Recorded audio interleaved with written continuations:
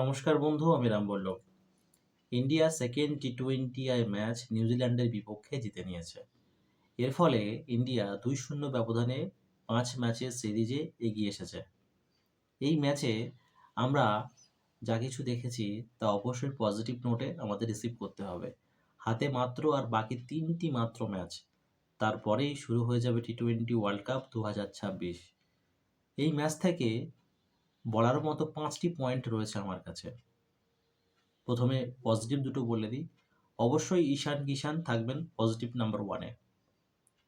দীর্ঘদিন বাদে তিনি ইন্টারন্যাশনাল ক্রিকেটে ফিরেছেন।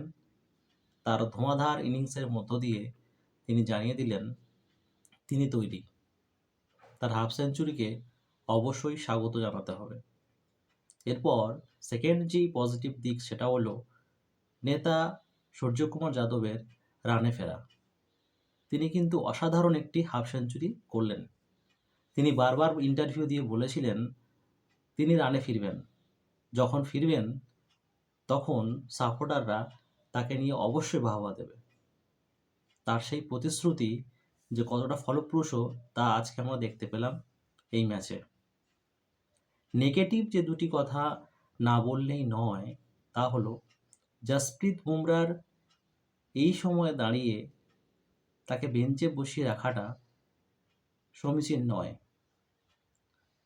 আমাদের মনে রাখা উচিত তিনিই কিন্তু ফ্রন্ট বোলার।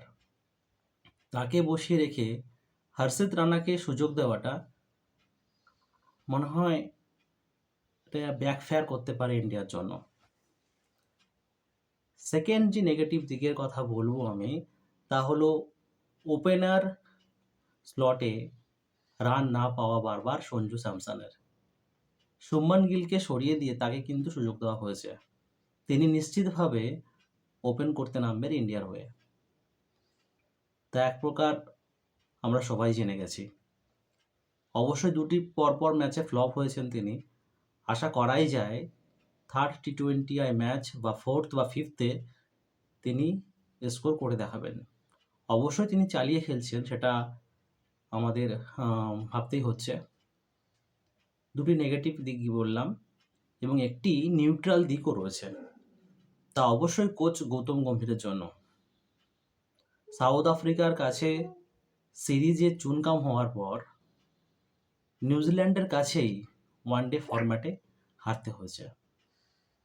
তারপর তাকে এই পরপর দুই জয় টি-20 ক্রিকেটে নিশ্চয়ই স্বস্তি দেবে। আজ এ পর্যন্তই, দেখা হচ্ছে পরের ভিডিওতে। Till then, tata, good bye.